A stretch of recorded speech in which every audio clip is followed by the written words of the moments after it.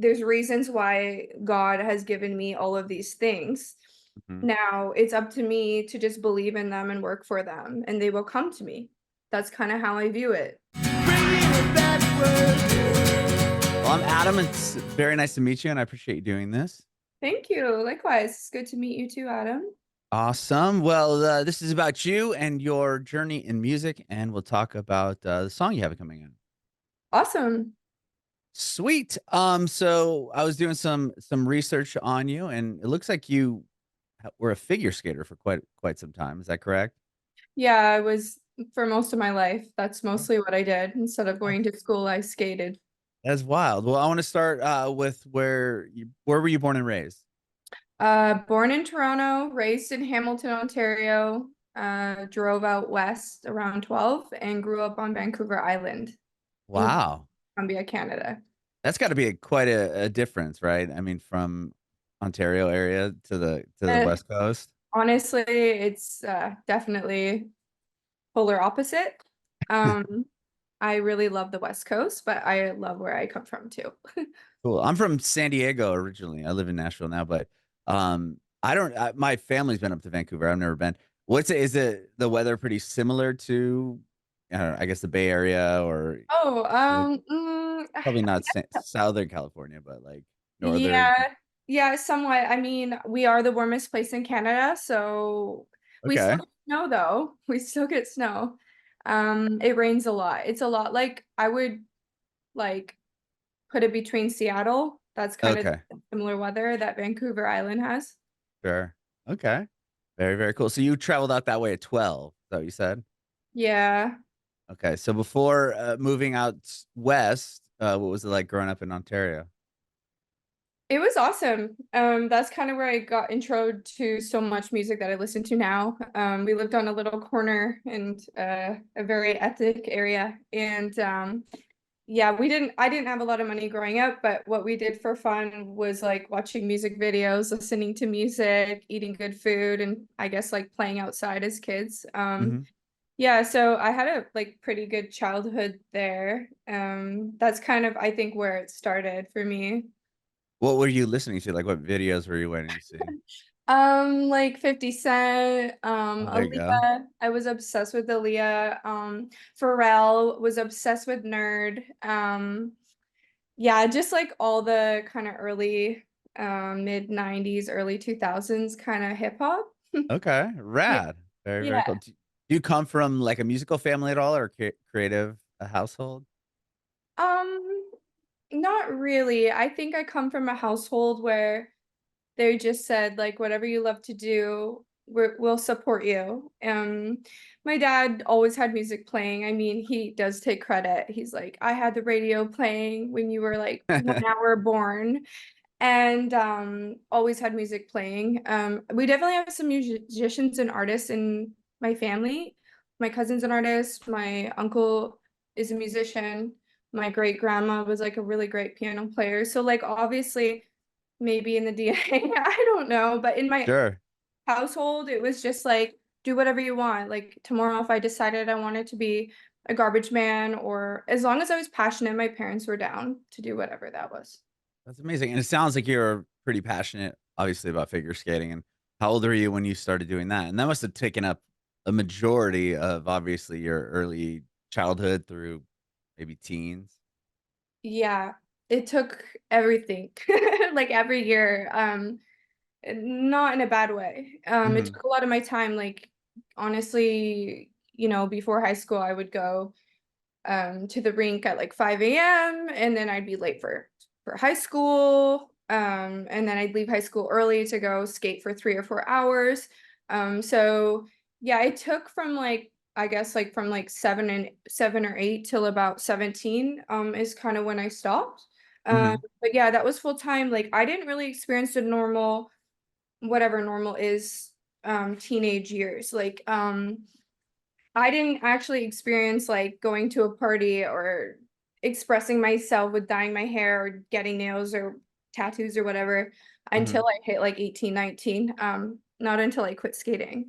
Oh, wow. Yeah. Cause you must have been so involved with that. I mean, it sounds like you were just from what I was reading, like, Olympic levels were what you were striving for at that time. Yeah, I was really good. I was really good. I'm not gonna lie. But um, unfortunately, I had an accident and yeah, I broke my right ankle pretty bad. I still have metal like pins and plates and all the good Oh my stuff. gosh. Yeah, yeah. So that when that happened, I didn't know what was gonna happen. The surgeon, when I woke up, they have to be really blunt with you, and he was Mhm. like, "You might have a limp," and I was like, "All right." Wasn't Yeah, expecting this. right. But yeah, I never had a limp. Within a year, I was landing all my jumps again. Oh, so you got back on your skates. I did, yeah, Oh, yeah, wow, and then eventually you just that must have taken you out yeah. for a bit of time, so when you decided to get back, was it just like, "Oh my," like, "This is too," like, I don't know, did it must have stopped the momentum of you trying to go, to the Olympics and everything. That's exactly it. Yeah, for whatever reason, if I can't see myself on the path going to the highest self, and Mhm. for whatever reason, that passion just kind of stopped. I was hitting a wall, and I was like, "What the fuck?" I'm like, "If I Right. love this," and then I was going to the rink, and I wasn't loving it, and I was like shocked because this was my whole being. Mhm. Um, Called my parents, and I was like, "Hey, I'm gonna quit skating." They were like, "Are you okay?" And I was like, "Yeah, I'm just not happy anymore. And I don't know what I'm gonna do." I didn't have any like high grades to fall back on. I did not know anything about what I was gonna do with my life. I'm not gonna lie. That's why it's such a beautiful story. I had no Mhm. clue. And then like within that year, I just kind of was working full time, and I had a really still my best friend to this day say, "Hey, Caroline, you need to come to a music festival. You love music. You express yourself on the ice through music. You have to come to this festival." I'm like, "No, no, no, I have to work. I'm gonna save money. I might go to Australia, travel, blah, blah, blah." Mhm. They're like, "No, like you have to go." Like, got my ticket, paid for my ticket, and then we went. And that's where every freaking light bulb in my whole entire being turned on. Na I and you saw knew at that point that was it? Yeah, What festival did you go to? Sasquatch at the Gorge in Washington. Wow, okay. Was there a particular artist, or was it just the whole vibe and experience that you're like, "This I need to be a part of this?" Mm-mm, it was just one artist that made me realize there was about 40 people there. It was the smallest, ricketiest, falling apart stage at that festival. The artist's name is Active Child. Okay. I've heard the name, and when that person performed, it was like, even though it wasn't the big headliner, it was still, "This is it." Like, what kinda resonated with you? Do you remember? Um, no, I can't really put it into words other than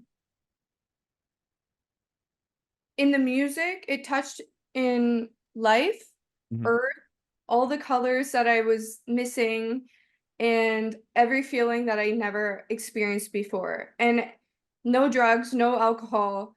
It was purely a divine entry into what I was supposed to do. And if I hadn't gone, if I hadn't had that friend invite me, like I'd never experienced any of this. As a figure skater, you're so prim and proper. You can't mhm. have tattoos, you can't look like this, you can't they say it's about the art, but it's not. And what I Yeah, realized there's a whole, like, stigma, I would imagine, or a whole, like, persona you have to put off with it. it yeah, and it's very judgmental. Not no hate to figure skating. I still do it. I love to skate. It's Oh, great. really? It's just like a hobby, you just go out and crush? I'm sure you go out there and people are just like, "Damn, like, who is this?" Yeah, sometimes it's kind of fun to go like to a public skate and just go and do Like, show some up all the other people?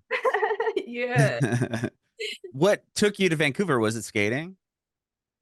No, my dad had family on the West Coast. And his mom was getting older, and my dad hated Toronto. He's like, "I hate the traffic, I hate the weather, Mhm, been here too long. I want you guys to experience this." So we packed we packed up an RV. We didn't have a lot of money. Like my parents did amazing for what we had financially, and we packed up an RV and he let us homeschool for a month and a half, and we drove through the states in this RV, and we did all these like had already been to like 22 states before I even started touring because of that trip. Really? So you guys just drove through the United States and then Yeah, eventually got up to Vancouver and yeah. wow. Did you go down? I mean, 22 states, you must have went down and up and around. I mean, that's quite the trip. We went all over the place. Yeah, and I definitely remember, and it still is kind of to this day, my favorite place was New Orleans. I Oh, love it. wow. Yeah. That's cool. What was Still it? love Just it. was it the vibe and I mean, the music down there is crazy. Yeah, the music and the people, the energy. Um, yeah, I loved it. The people especially. Very cool. And was it difficult to make that move? Like, did you know that you'd be able to continue skating there? Because if you started that young, I mean, if you're still Yeah. 12, you had been doing it for a while. You definitely. Yeah, like yeah, I was gonna keep skating. I broke my foot in grade 12, so it was like prom year, and I went to prom in a boot. Like I Oh remember, man. yeah, And once you break your, I mean, I don't want to spend any really more time on this because I'm curious about your music, but I'm just like, once that happens, yeah. that's got to be crushing. You're like, okay, now dedicated my whole life to this. Like, Oh yeah, oh yeah. what? I thought I was Yeah. gonna kill myself.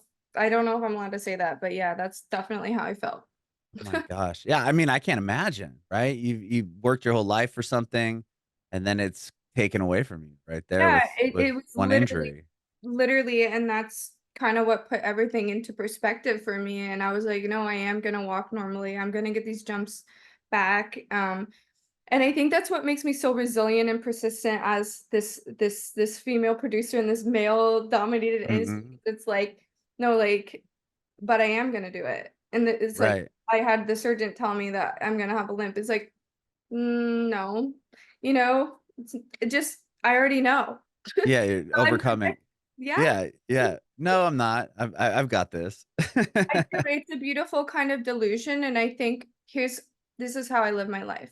Mhm. One quote, two quotes. One is my dad told me, "If it's got to be, it's up to me." So in that quote, like I think the reason why I moved so in such a way through this industry is because if it can't if it feels like it's not being done by others, like, even team-wise, I have a great team now, so blessed, but past, I'd always take it into my own hands, like, if it's not gonna be done unless it's up to me, so that's kinda one thing I lived by, but secondly, um, if you have a whisper for something, like, if you like something, there's a reason why it's there, and you can have your dream life, you just have to really believe it, like, don't be afraid of joy. That's kind of the main thing that I followed in my life is like, there's reasons why God has given me all of these things. Mhm. Now it's up to me to just believe in them and work for them, and they will come to me. That's kind of how I view it. Wow, that's beautiful. Well, yeah, I can relate to a lot of what you just said there. That's cool. I'm in AA, so that's a lot of it. Like God Oh, is putting these things together for you, and you need to just blah blah blah move forward. eh, Um, sorry to cut you, but AA is such a beautiful program.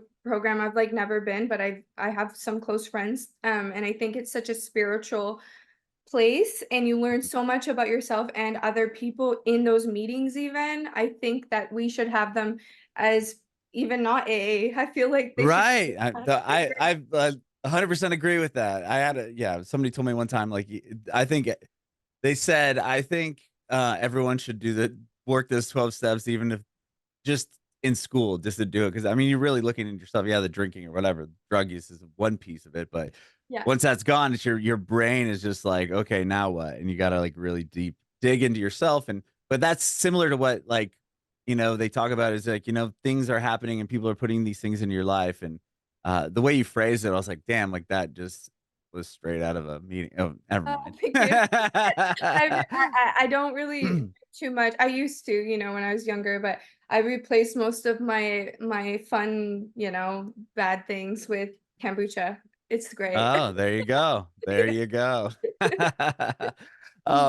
Well, I mean, that's incredible. I was gonna ask you, like, so you go to this music festival and then this light, turns on. You're like, oh my gosh, like, uh, this is what I need to do. Mhm. Do you go home like how do you even start? Is it like I need to learn how to produce? Like I want to learn how to DJ? Like Yeah, where does it even go? Or it do I need to pick up an instrument? Like it's so like, this is the craziest this is the definition of just being delusional, because I had no music theory. I mhm, couldn't even tap a beat, like, on a song. I'm not even kidding. I'm not even kidding.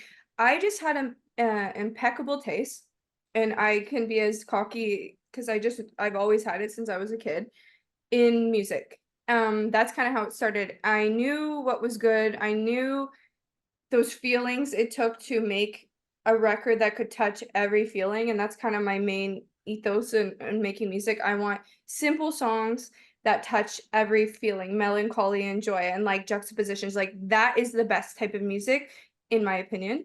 mhm. So for me, I just kind of followed that. I didn't really know other producers, especially females. I did not know any when I started 10 years ago. Not one, Mhm. unfortunately, other than like Missy Elliott, maybe. So yeah, I just went to YouTube. Okay, first of all, within a couple weeks, I quit my job. I told my parents, hey, give me a year. I'm gonna live in your basement. I'm gonna quit my job. Don't be scared. I'm gonna become a DJ and I'm gonna try to learn music production. And my Your parents parents must have been like, "Wait, what are you gonna do?" You're like, "I'm gonna be a DJ. Don't worry, this is gonna work out for yeah. me." No, no, literally, that's, like, kind of their response, and they're like, "Okay," I'm like, "Whatever, whatever you want, girl." So I did it. I spent all my sorry, my travel fund that I was saving up, and I bought a S4 tractor controller, a laptop, and Ableton.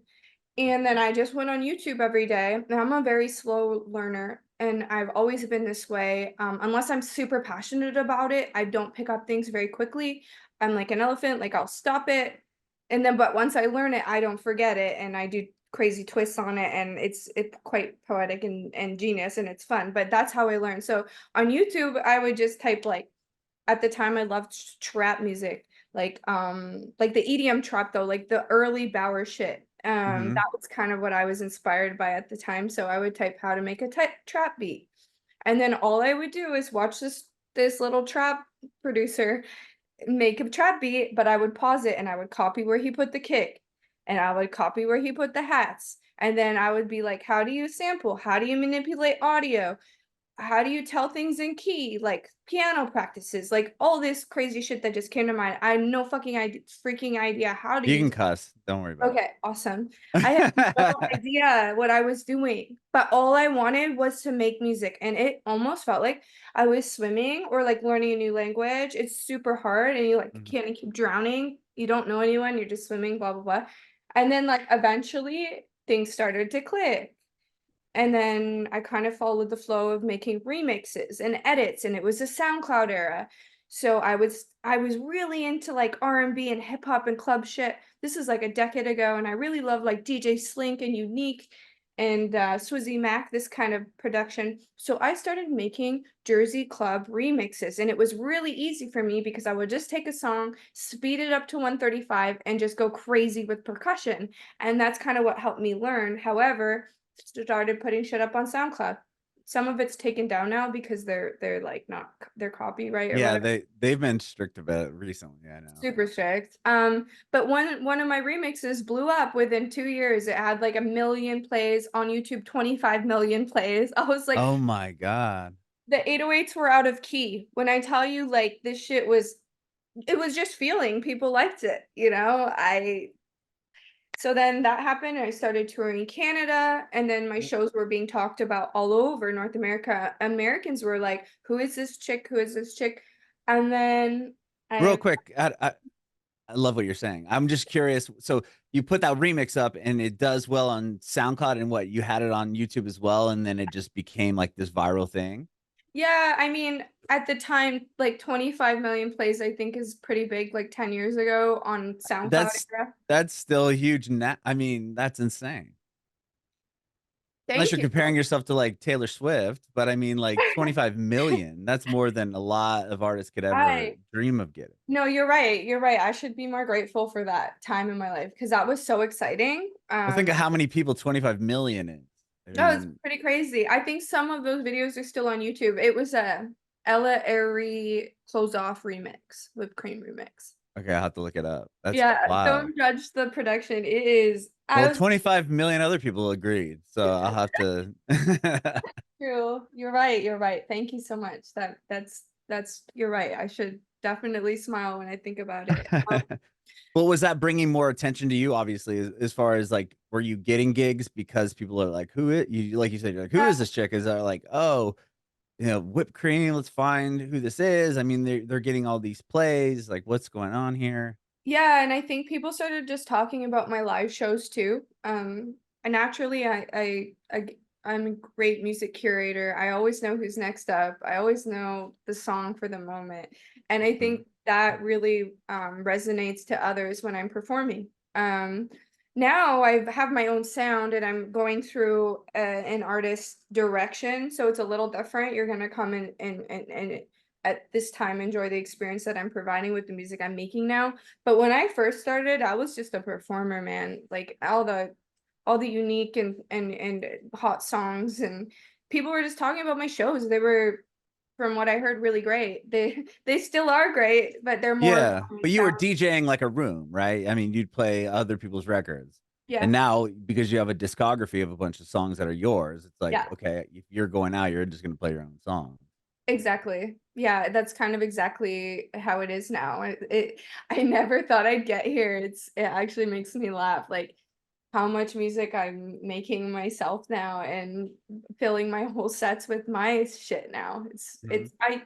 Yeah, 10 years ago me would never think of the life I've gotten myself into right now. And I want so much more. Like to me, I still feel like this little plant that's like finally getting the sunlight it needed finally through life's path, but it's about to go down. No, Respect. yeah, you're killing it. I mean, with like, with your own music, did you just start kind of gently sprinkling in your own songs into your sets, or like how did you, okay? And That's exactly. when you put out your first song, like what was that like? You're like, okay, I'm good at running the room and knowing what songs people are gonna like and Yeah. kind of how to curate this playlist. But now I have my own song. Are people gonna care? Oh yeah, yeah, that was such a beautiful experience. I remember finishing my first song, like original. It did really well. One in particular, it was one of the first few songs I made.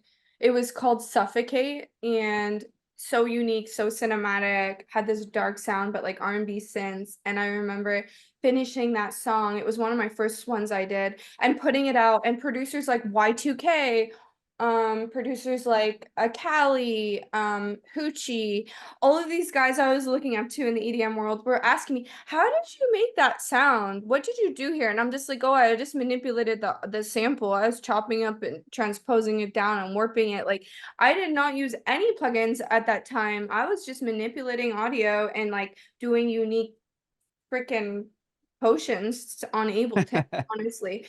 But that was really cool and kind of reaffirmed to me that I was kind of doing something different. Sure. And then you got reached out to. I mean, you end up getting signed for a couple of records early on, right? Yeah, I put out an EP on Skrillex's blog, Ness HQ, and That's then crazy. yeah, thank you so much. My favorite song on that project was called Ignorant. I still love it to this day. So if anyone's listening and wants to listen to Ignorant, it's such a fire record. I love it.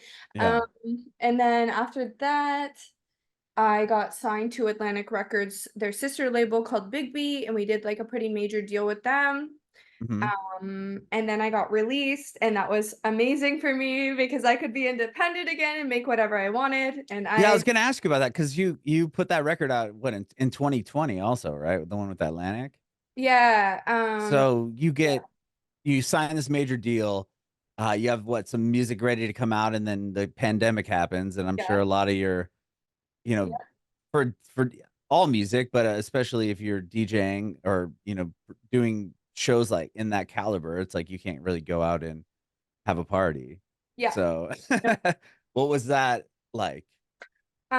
aside COVID. from crushing? Yeah. I mean, Uh, like, did you have the project ready and like we're like, okay, I'm gonna have this big release with Atlantic, and now everything's shut down? Like, as crazy as it sounds, well, COVID was an awful thing for the world. I'll first put that.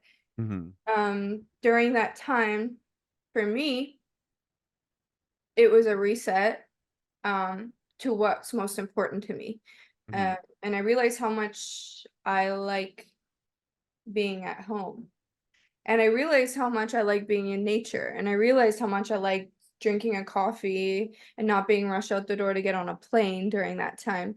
So for me, it was actually a really beautiful, amazing experience. And I actually wrote so much music in that time because I just felt like, oh, like there's nothing. There's just Mhm.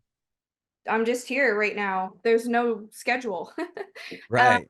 so I mean, we did have releases coming out, but like to tour and be in studios, etc., which I love. Studio being in a studio is like my ultimate high. I love making music, but the whole touring, being in a plane, and the whole, Yeah, that's all the stuff that comes with it, right? All the yeah. travel and yeah.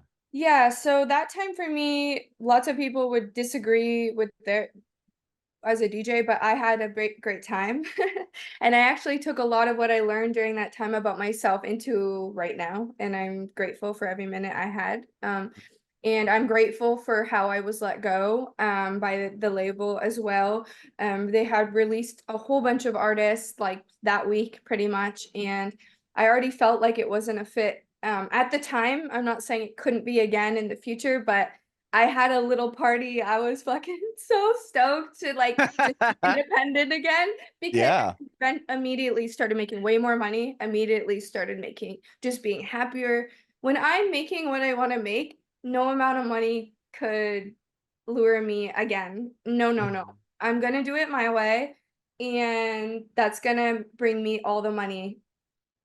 That's how I see it. So I'm just Right, and then you probably own the publishing to everything you have now. I own everything, yes. Yeah, which is, like, what people care about. I mean, that's what matters, right? That's where you get paid, but, yeah, and then you could release whatever you want and do whatever you want. Yeah, and then shortly after I found Monstercat, which is an amazing dance label, and we just do pretty much one-offs, and I really enjoy working with them. We have tackled some really groundbreaking work together and experimented, and they trust my vision fully.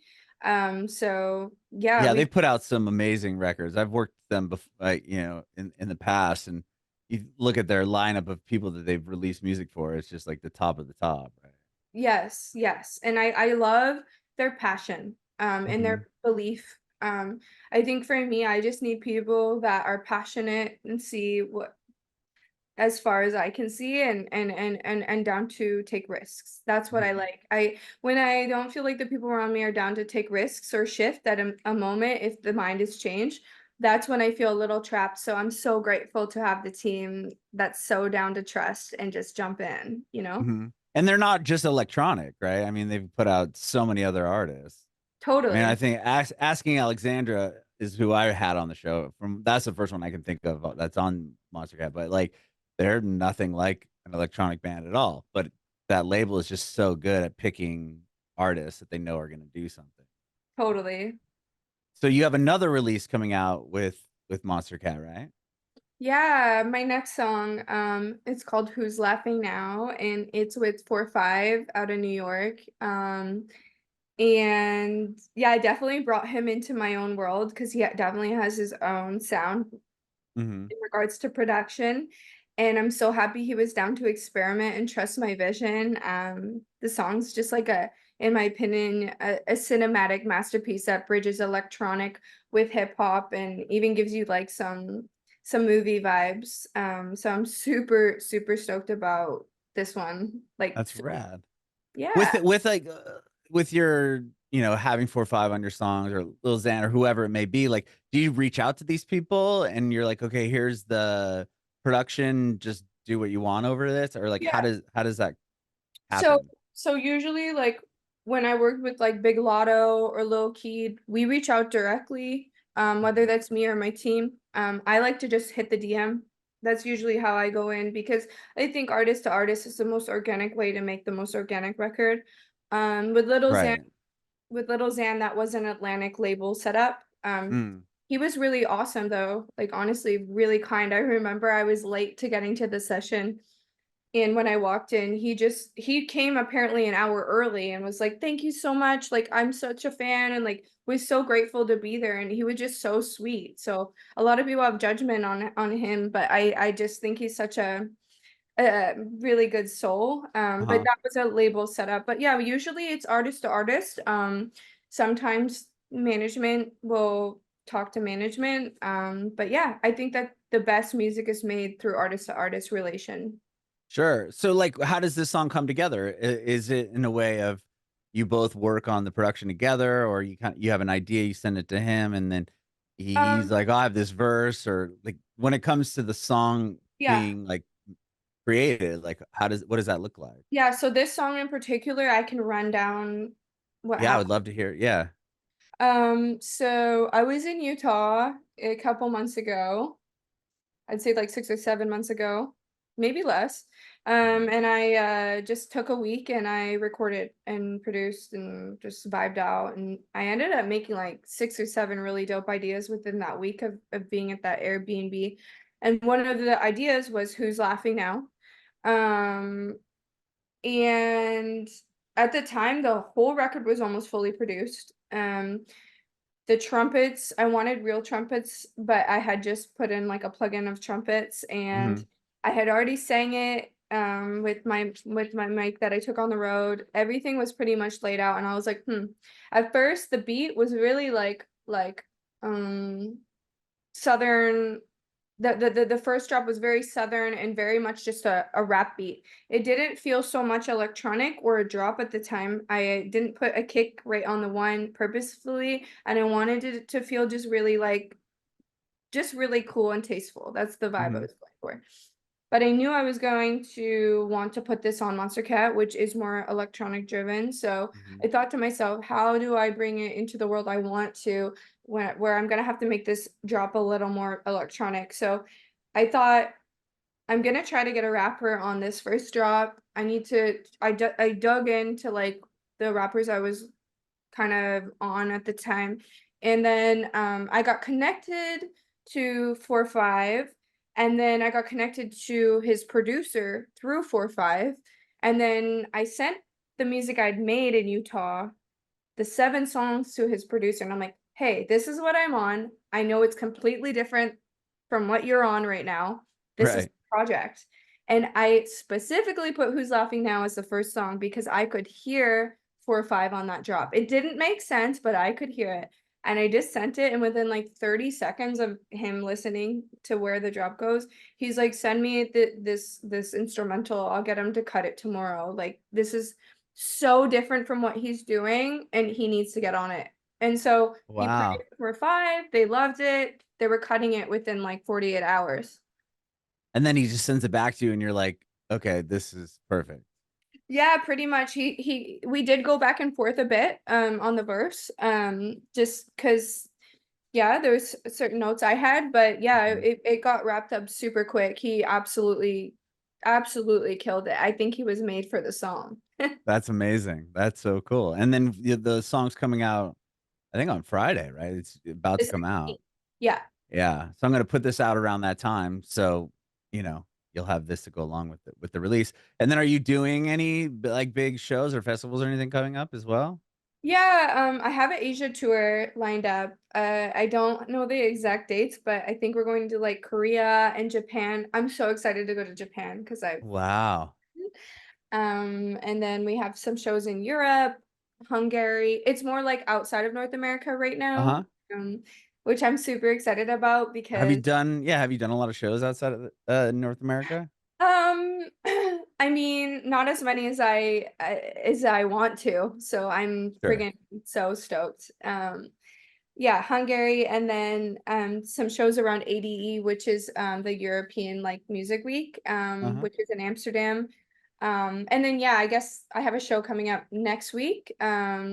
It's in a place right around Montreal. I so sorry I don't know the name right off the All bat. good. they could find it on your Instagram or something. Exactly, but that's an amazing one. It's like a snow festival, and Oh, rad. yeah. That is exciting. Well, yeah, I've had a chance to hear the song and it's killer. I can't wait till it comes out on Friday. And I appreciate your time today. Thank you so much for doing this.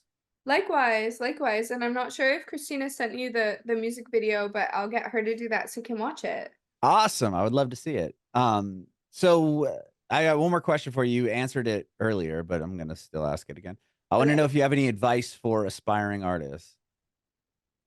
Oh, definitely turn your little horse blinders on, and you literally have to protect your energy. You get, even a toxic relationship can shift your purpose, and yeah, you gotta stay strong to yourself. You owe it to yourself and loving yourself first. Every answer is within yourself. And that's really deep, but I just gotta say to any artist coming up, cut off all toxic shit in your life and focus on what's good, values, morals, and then you just have to work really fucking hard. And you do have to sacrifice if you want to get to where I envision myself being, you do have to sacrifice some things. That's my that's kind of what I have to say.